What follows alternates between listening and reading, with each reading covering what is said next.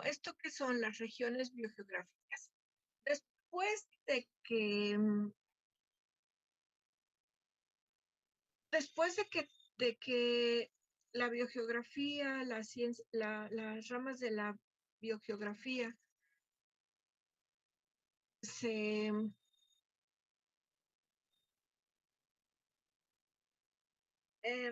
sacaron conclusiones al respecto de la distribución de las plantas y de los animales, recuerden que cada planta y cada animal tiene un área biogeográfica determinada. ¿Se acuerdan que hablamos de especies cosmopolitas que viven en todo el mundo, especies continentales que nada más están en algunos continentes como las cactáceas, especies endémicas como la Tigridia pavonia, que nada más está en un lugar muy pequeñito, especies que tienen un gran potencial y que están creciendo en otras partes del mundo, que no son originarias de ahí, pero por las condiciones se están creciendo en muchas partes del mundo, como son los pastizales, que son plantas que de alguna manera son las son pioneras en la formación de suelos, son pioneras para el poblamiento de todas las demás comunidades vegetales. Lo primero que crece son los pastos por su facilidad de, de crecimiento. Y bueno, pues todas las plantas y todos los animales tienen un lugar en la superficie terrestre. De acuerdo a su amplitud, son cosmopolitas, endémicas, regionales, pantropicales, que están entre los trópicos boreales, australes, americanas, sudamericanas, en fin, muchas cosas. Esta distribución, a su vez, tiene toda una serie de factores internos que son extrínsecos y factores extrínsecos e intrínsecos que determinan la distribución de los animales. Intrínsecos que son propios de la planta o del animal y extrínsecos que se refieren al ambiente. Extrínsecos, por ejemplo, el agua, el viento, la,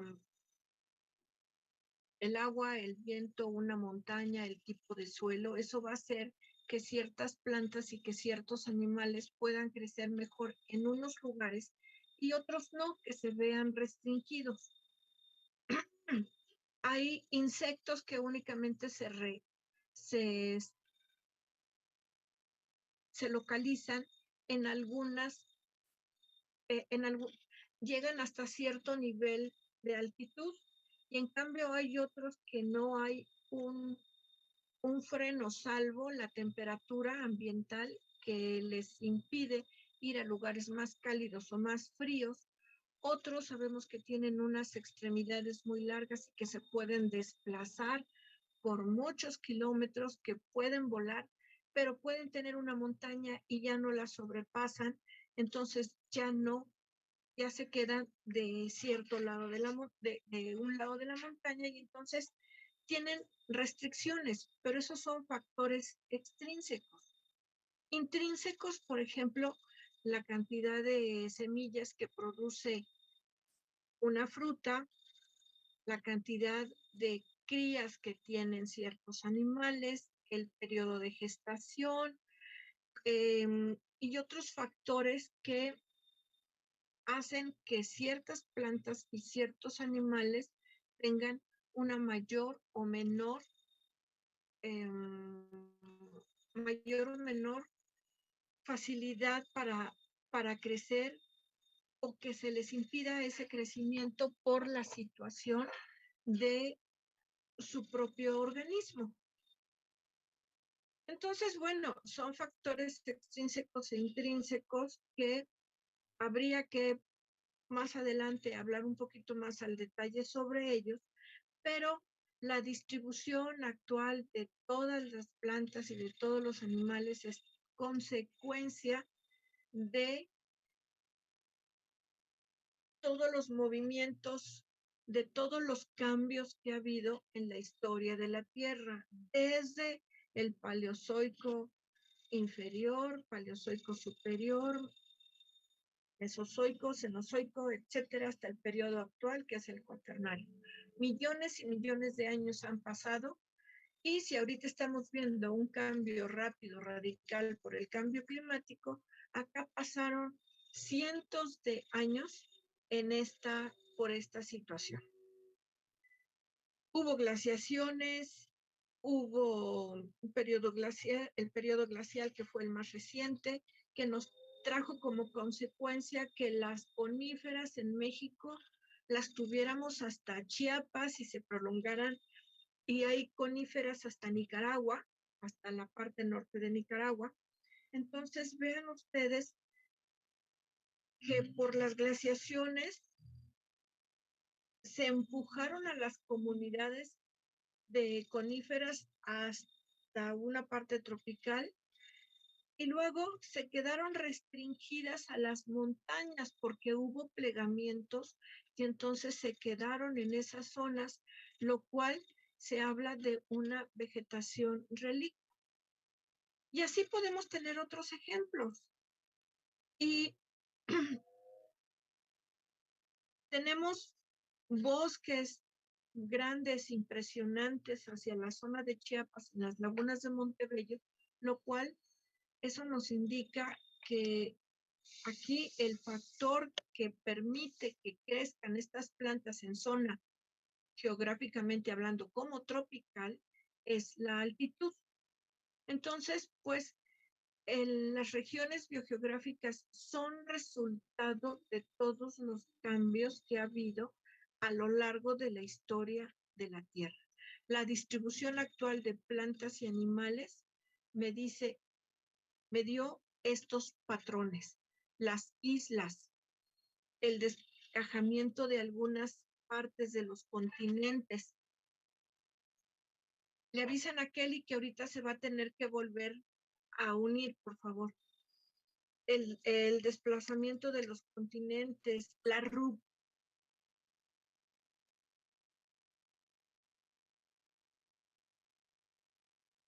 en donde es muy difícil, o fue muy difícil decir de esta isla hacia el sur y de esta isla hacia el norte es la división entre Indomalaya y la australiana. Es muy difícil. Entonces, todo esto es una zona de transición. A ver si me permite poner esto aquí, pero bueno, todo esto,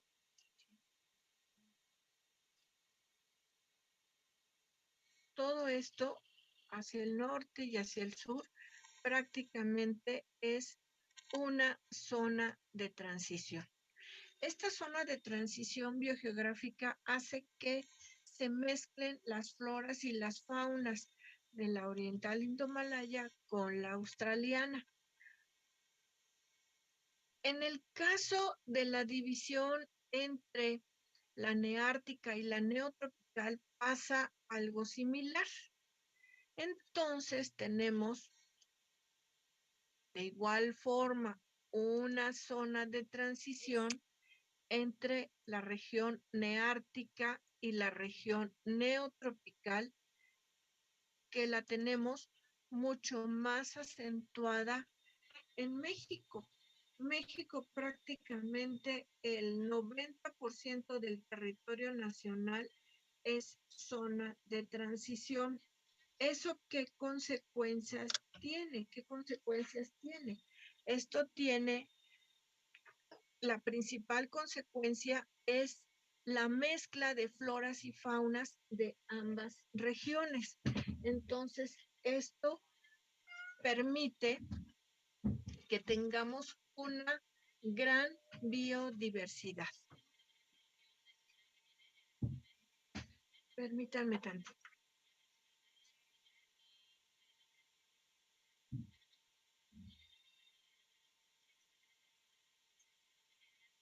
Esto tiene como consecuencia que tengamos una gran biodiversidad. Lo mismo la oriental indomalaya, es de las zonas de mayor riqueza florística y faunística en el mundo. Hay 14 zonas, 14 áreas. Unos por su propia ubicación, como la zona de Brasil, como la zona de Etiopía, pero por zonas de transición biogeográfica es entre México, la zona de México y la zona oriental indomalaya, con Australia.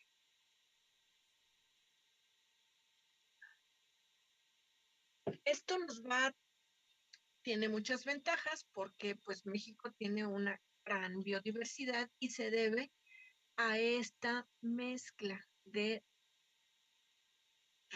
de zonas neárticas y de la zona neotropical. Vamos a hablar más en detalle en un ratito, pero quiero que vean este mapa y voy a quitar estos que ya no me sirven en este momento, nada más se los señalé, pero quiero que vean este mapa. Observen, por ejemplo, aquí tenemos una serie de islas en las Antillas que vienen desde la península de Yucatán y van a dar hasta el norte de Venezuela. Este es un corredor biogeográfico. Creo que esto ya se los había comentado en su momento, la existencia de corredores biogeográficos que hace que flora y fauna de la zona del norte de Venezuela luego la encontremos hasta la península y a la inversa, que se comparta flora y fauna de la península y de la región de Florida a lo largo de esta zona de las Antillas. Entre la región de África y Madagascar, esta isla que está aquí separada del continente, también hay una gran afinidad biogeográfica. De esta zona de Madagascar primeros, están los lemúridos. Los lemúridos son animales que son primates, son los más antiguos que tienen su dedo prensil. Este dedo prensil les permite agarrar y que el cuerpo se pueda desplazar de manera independiente. Esto es algo muy importante dentro de la evolución de los homínidos, pero están aquí en esta isla. En esta isla están los lemúridos y los vestigios, dentro de los vestigios más antiguos que se han encontrado de los homínidos en África es en esta parte del sur de Tanzania, en la zona de Tanzania, y eso me está indicando que hay una interconexión, pero por cierta ruptura de esta isla, pues quedaron aislados estas comunidades. ¿Qué pasa con Australia? Australia dicen que es el lugar donde que toda su flora y toda su fauna es endémica. Sí, porque quedó aislada del resto de la zona continental. También hubo un desplazamiento de este continente. Se fragmentaron por movimientos orogénicos, pirogénicos, o sea, de levantamiento y de hundimiento por elementos volcánicos, muchas cosas. Y entonces tenemos que la situación, hubo una gran fragmentación de las islas, de las tierras, y tenemos muchos endemismos. Si ustedes se acuerdan todavía aquello que les comenté, pues en esta zona está el dragón de Comoro, está la flor más grande y más primitiva del mundo. Es una zona riquísima en endemismos. Lo mismo la región de México, todo el territorio nacional es una zona muy rica en endemismos, lo cual es producto de transición de regiones biogeográficas. Tenemos, por ejemplo, aquí de la región neártica a la región paleártica, por la distribución, por las características que tenemos al momento de representar.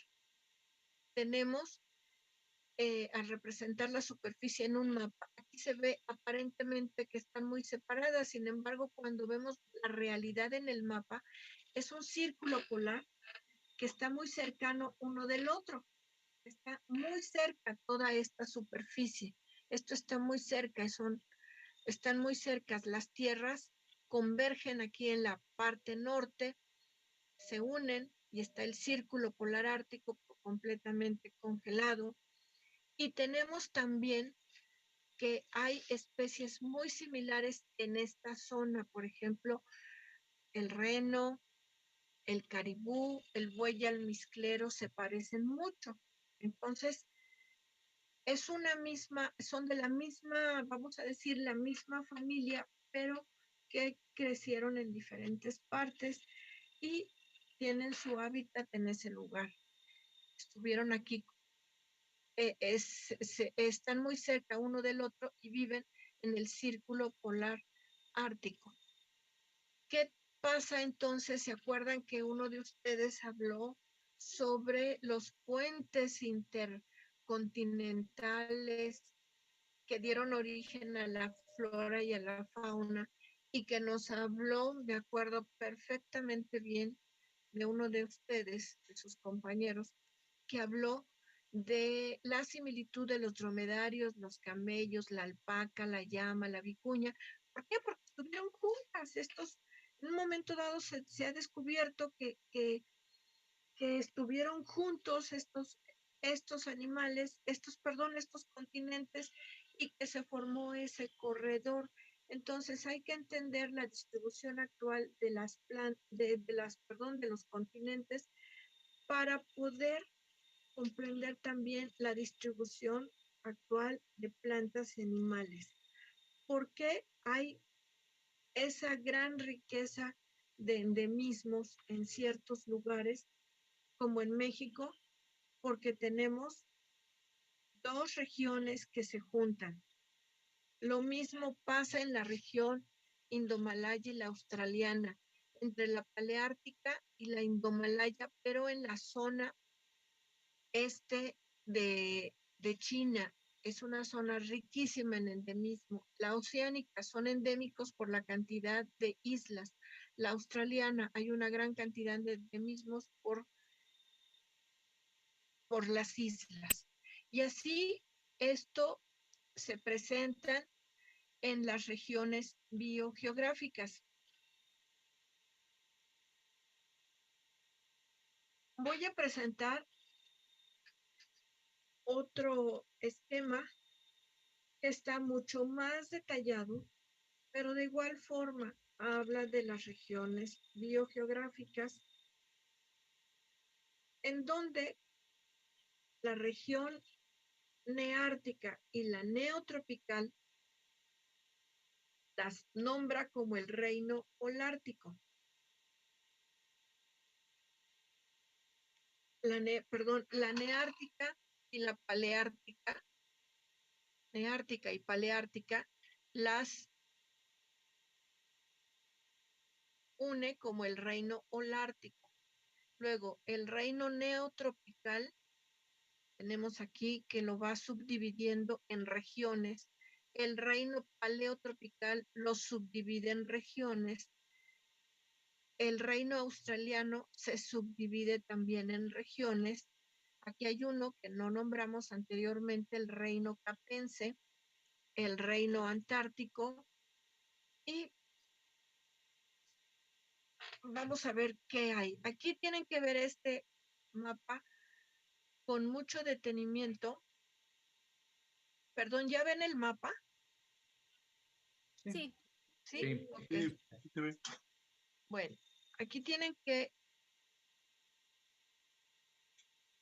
poner mucha atención en este tipo de cuestiones porque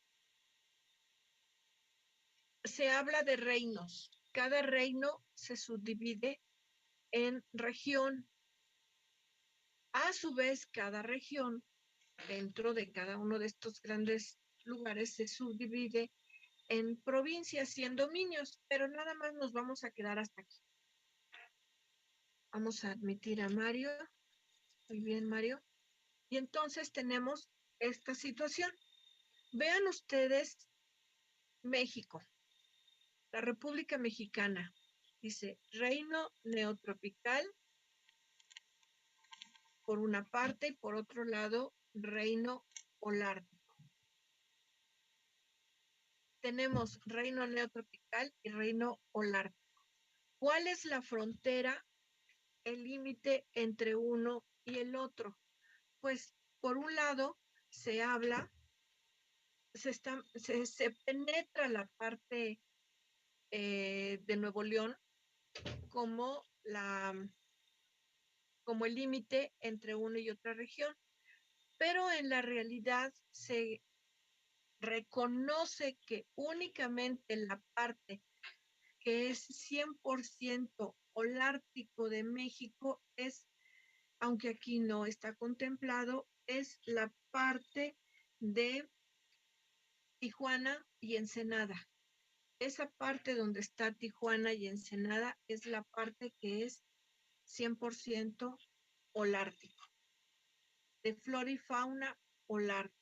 Ahí tenemos el borrego cimarrón, tenemos venados, una gran cantidad de venados, de borregos cimarrón, de animales que son de esa zona. Y el resto del territorio, como lo pueden ver aquí, está marcado como una zona neotropical, pero es zona de transición. ¿Qué pasa aquí? Los elementos de origen holártico o neártico también abundan hacia el norte y disminuyen hacia el sur, pero los neotropicales aumentan hacia el sur y acá en el norte son menos escasos. Por ejemplo, la región de las Huastecas, la Huasteca Potosina, la Huasteca Veracruzana, la Huasteca Tamaulipeca, pues son de origen neotropical, pero están muy al norte. Y en cambio, los bosques de México que tenemos, que se extienden hasta Nicaragua, hasta la depresión de Nicaragua, pues son de origen neártico u holártico y los tenemos hacia el sur.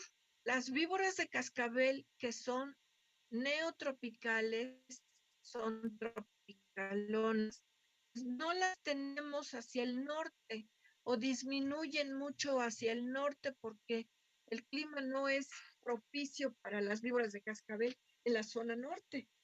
Y en cambio, ¿qué tal hay de víboras y de otras especies de víboras, nauyacas, anacondas y muchas más hacia el sur? Eh, Esto es un mapa muy detallado. En cada una de estas regiones hay flora y fauna que podemos identificar perfectamente bien por sus características. Por ejemplo, en la región holártica tenemos de animales osos, venados, zorros, que lo mismo se repiten en Europa, osos, venados, zorros, armiños, eh, tenemos águilas, búhos, una gran cantidad de aves rapaces, gavilanes. Todo esto lo tenemos aquí hacia el norte. Conforme vamos avanzando hacia el sur, van cambiando. ¿Por qué? Porque las condiciones climáticas son diferentes. La misma constitución, la misma, eh, el mismo, las mismas características. Podemos tener osos en el norte y osos en el sur, pero en el norte tienen mucha mayor cantidad de grasa, mucha mayor cantidad de pelaje que en la zona sur. Son más, aquí los osos de México son más flaquitos, son más delgados. ¿Por qué? Porque no requieren guardar tanta grasa. En cambio, en las zonas más hacia el norte, en Canadá, norte de Estados Unidos, en la zona de Suecia, de Rusia, pues tenemos osos muy grandes, muy corpulentos porque requieren guardar, almacenar mucha grasa y no se diga el periodo de hibernación que tienen. Y en cambio acá en México no, hace mucho calor y ese también disminuye el periodo de hibernación de los osos de la zona sur. Tenemos también en la zona neotropical, en el reino neotropical, tenemos gran cantidad también de felinos, de, de coyotes, zorros, que penetran hacia la región sur y penetran hacia la región sur por, por las características que tienen por su desplazamiento, pero prácticamente se quedan en el norte por las zonas, por la temperatura. Pero acá hacia la región sur tenemos también mucho venado, conejos, los pumas, una gran cantidad de jaguares y demás que se van entremezclando y que luego tenemos una zona muy importante acá, en la zona de Venezuela, de Amazonia, sur de Brasil y Argentina, donde hay una gran cantidad de flora y de fauna muy característica de la zona. Llamas, alpacas, vicuñas, eh, jaguares, linces, ocelotes, una gran cantidad de felinos, sobre todo felinos. Si nos vamos acá a la región paleotropical, en la región de África, reino neotropical, en todas estas regiones de África, es muy diferente la flora y la fauna que la que tenemos hacia el norte, al sur, al este y al oeste, porque tenemos aquí los grandes, la gran flora, la gran fauna africana, esta fauna africana, donde van a destacar la zona de Etiopía, donde están los hipopótamos, jirafas, leones, eh, mucha, mucha fauna muy característica de esta región. Y tenemos aquí una pequeña zona que se llama Reino Capense, que es la punta de Sudáfrica, la punta de Sudáfrica. Reino Capense, región del Cabo. Les platico un poquito de esta zona porque está totalmente aislada del resto del continente y del resto está totalmente aislada. Hacia el sur tiene mar y hacia el norte tiene montaña y tiene desierto. Entonces aquí se han desarrollado algunas plantas y algunos animales muy característicos de la zona que no tienen relación con la parte norte. Por eso está marcada como reino capense. Y bueno, aquí en la región de la India, surasiática, región de Malasia, pues tenemos el tigre de Bengala, tenemos una variedad de elefantes, tenemos muchos reptiles, muchas aves, el dragón de Komoro, acá más hacia el sur. Y en la parte de Australia, como les digo, una zona muy importante de endemismos, donde tenemos al, al demonio de Tasmania, que únicamente está circunscrito en la isla de Tasmania y es endémico de la zona. Ya la zona de acá de neozelandesa es otra cuestión, Melanesia, etcétera, que forma parte de la región o reino oceánico. Bueno, y ya nada más aquí les voy a pasar el mapa de México, donde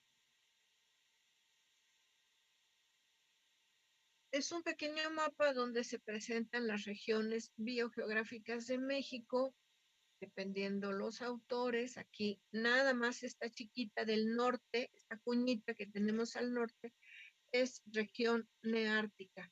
Lo demás es región neotropical y es transicional. Esto es transicional.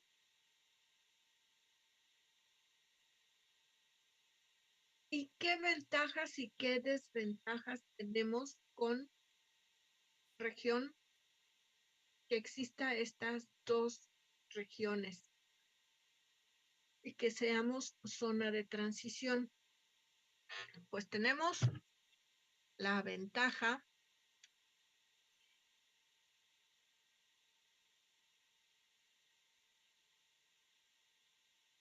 Bueno, aquí tengo dos preguntas. ¿La fauna de Australia es muy curiosa? Sí, porque pues es endémica.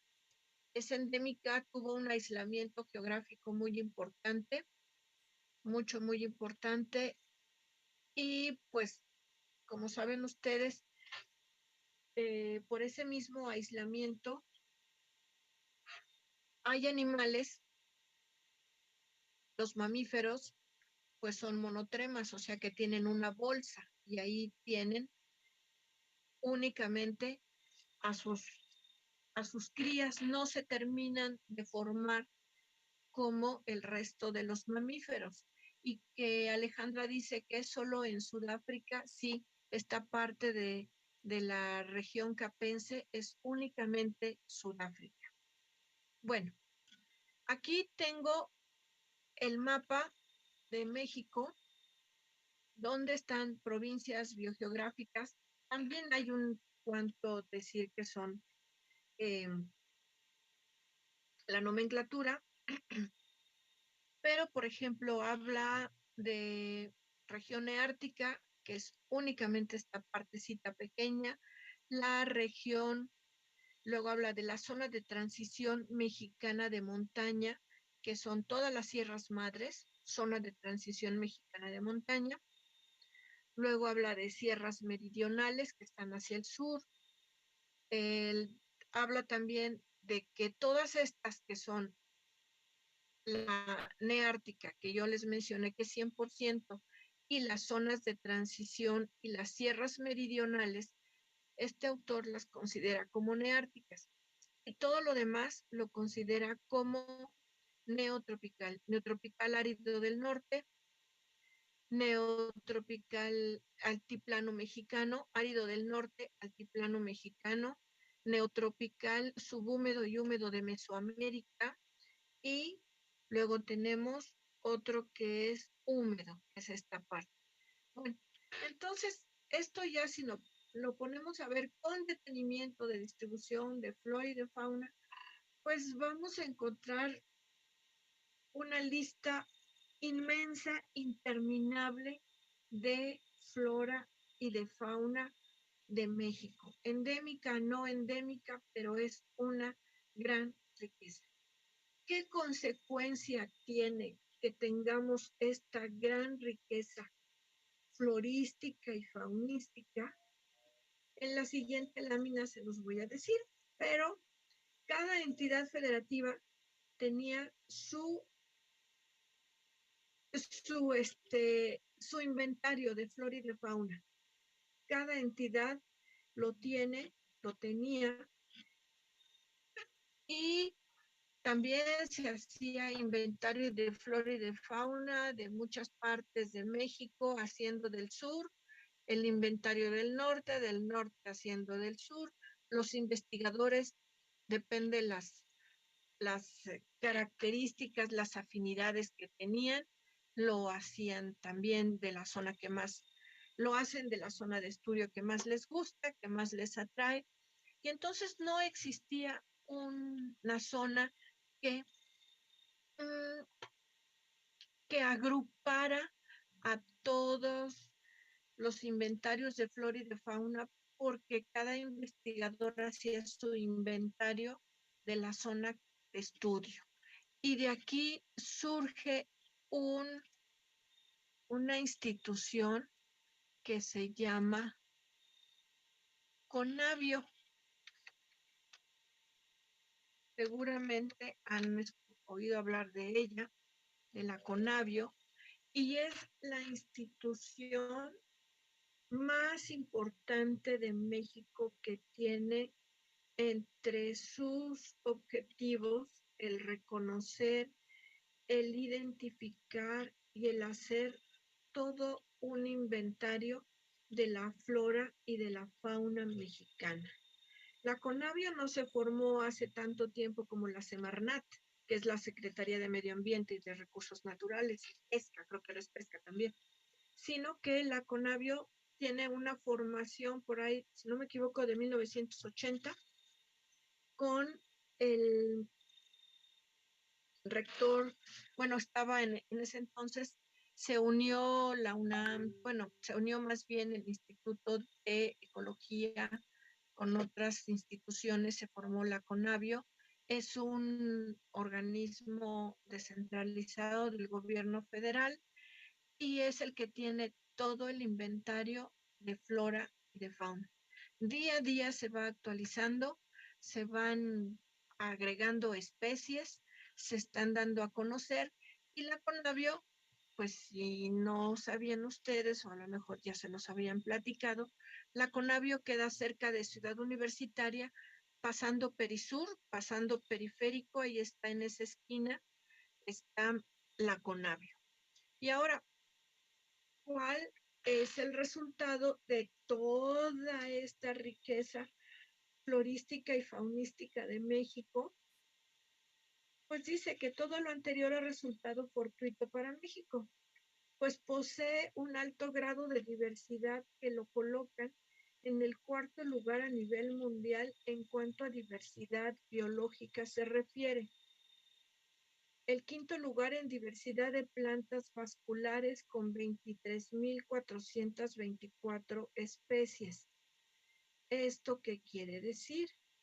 Pues de pinos, de helechos, pinos, angiospermas, gimnospermas, monocotiledonias, dicotiledonias y como le quieran llamar, ocupamos el quinto lugar en diversidad de plantas vasculares. El octavo lugar en diversidad de aves con 1.107 especies.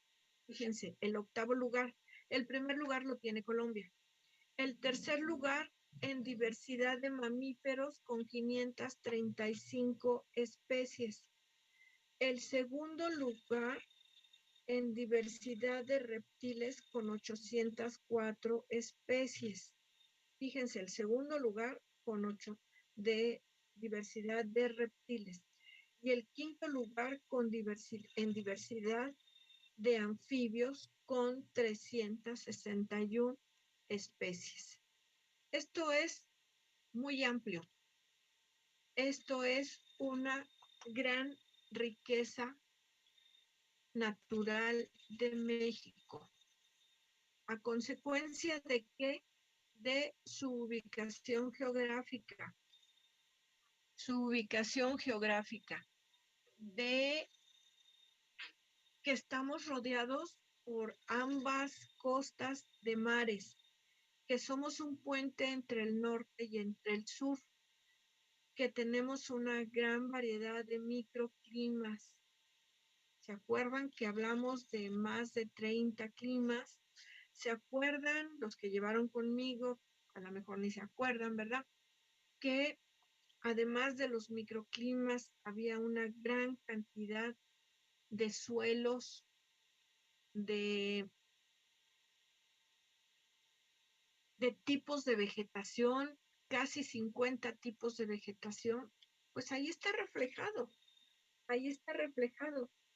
que tengamos el cuarto lugar a nivel mundial en cuanto a diversidad biológica se refiere. La próxima clase vamos a hablar de la diversidad biológica de México.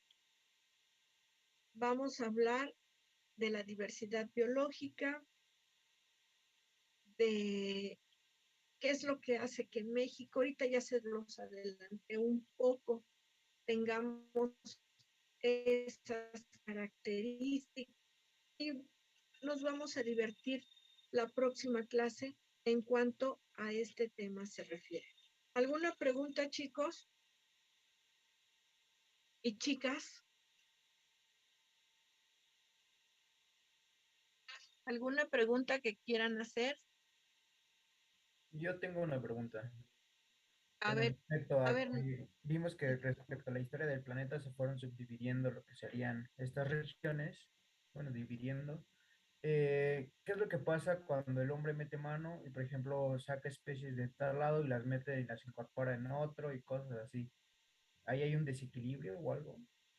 sí, hay un desequilibrio muy fuerte y de esto pues vamos a hablar más adelante, Noé, porque el hecho de que lo que estamos viendo en este momento es como si el hombre no hubiera metido la mano para nada. Ajá. Como si no hubiera habido, como si el hombre fuera una especie más dentro de todas estas especies de plantas.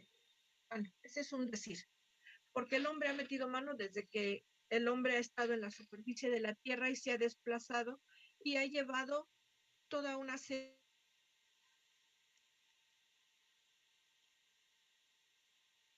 por el hombre, pues es fundamental porque él llevó el maíz a Europa y a África y también trajo el trigo a América. Entonces, el hombre es el que se ha encargado de hacer esa dispersión. Pero, ¿qué pasa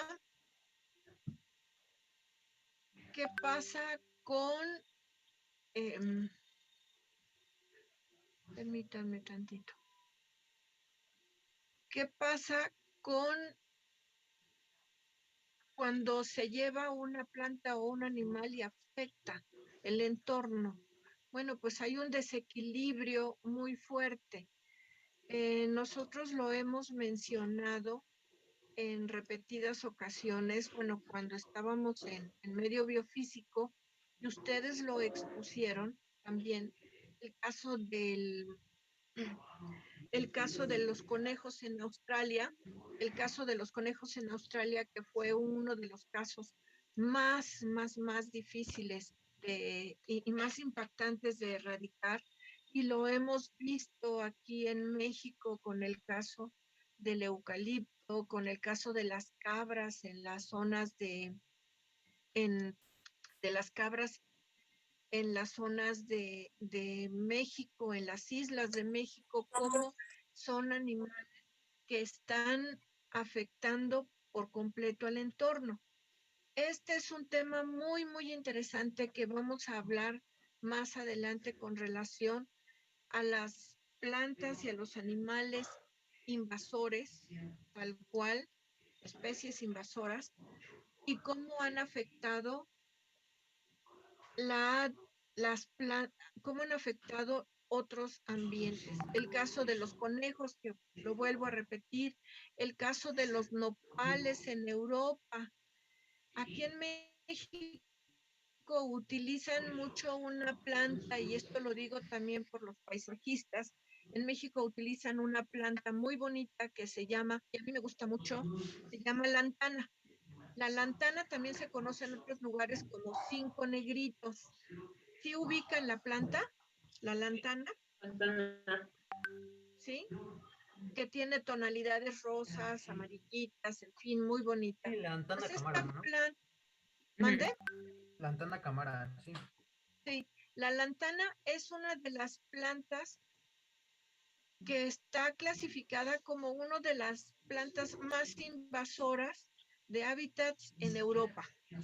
En Europa está, hagan de cuenta que es como el eucalipto aquí para la Ciudad de México, como el muérdago para la Ciudad de México. La lantana es una especie de lantana, la que se llama cinco negritos, es de lo más invasor, de lo más agresivo en otros lados. Los nopales en África, el norte de África, en la zona del Mediterráneo también, no se diga, es de las plantas que son invasoras. Y así vamos a tener plantas y animales de las cuales vamos a hablar eh, en otra clase, donde pues yo quiero que ustedes compartan,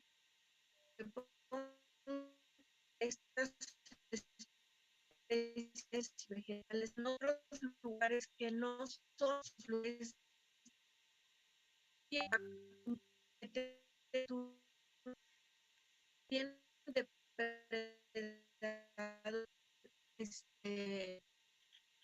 depredadores, hay competencia, hay equilibrio con el ambiente, en el ecosistema equilibrio, pero cuando llega una planta y se queda en otras y es totalmente ajena, el caso del muérdago, estamos viendo cómo nuestros árboles se están acabando, se están secando por esa invasión del muérdago.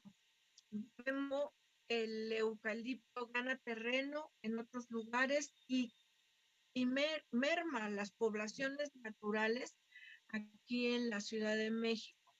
Vemos cómo los gatos son especies invasoras, me encantan los gatos, pero no, hay que reconocer que son invasores, que se acaban todo lo que se mueve, llámese animal, pues sean insectos, aves, reptiles, van sobre ellos, no respetan nada de eso. Y cuando ya tienen, los peces también son grandes cazadores son muy buenos pescadores. Entonces, pues cuando hay un equilibrio dentro de los ecosistemas, pues más o menos hay ese equilibrio, puede llover mucho y pueden surgir más plantas, pueden ver una época de sequía, se mantiene en estado latente, pero llega otra especie nueva, una planta, un animal que no tenga competencia, no, se la acabose. Y entonces vemos que hay un desequilibrio completo, hay un desequilibrio y es lo que tenemos el factor holocenótico, factor gatillo y el factor limitante dentro de los ecosistemas. Bueno, ya le vamos a dejar hasta aquí y yo quiero que espero que no hayan acabado muy agobiados, espero que vayamos recuperando el ritmo de trabajo. No les voy a dar las 2 horas. ¿Les parece bien que comencemos a las 7:30 o a las 7? A ver, 7:30, ¿no? Sí, 7:30. Sí, está bien. 7:30. Ok, yo también estoy de acuerdo a las 7:30. Aquí levanto mi dedo para decir, bueno, mi mano no se ve ahí en la máquina. Bueno, aquí está, a las 7:30. Aunque luego salga corriendo a las 9 de la mañana, 8:30, 9, pero a las 7:30. Me da mucho gusto escucharlos. Yo quisiera que aunque sea algunos, no todos, 7:30, 7:30, ahora sí por unanimidad, 7:30, ¿verdad? Compartan su pantalla para saludarnos, por favor.